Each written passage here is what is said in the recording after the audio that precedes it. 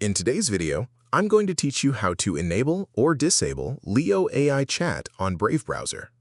The Leo AI feature in Brave allows websites to interact with Brave's built-in AI chat tools, and depending on your preferences, you may want to either allow or block those requests. In this tutorial, I'll walk you through the exact steps to manage those permissions directly inside the Brave browser settings.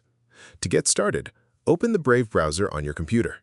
Once the browser is fully loaded, move your cursor to the top right corner of the screen and click on the menu icon.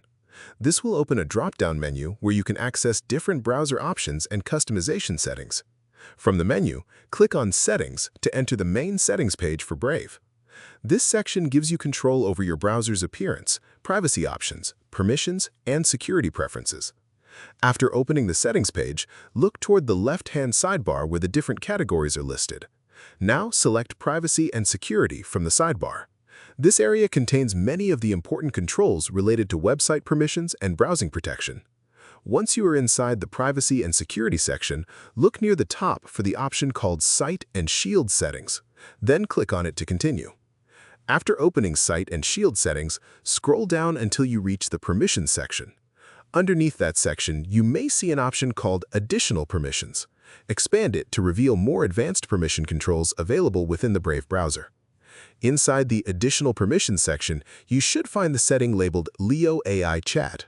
Open that option to manage how websites interact with Brave's AI chat feature.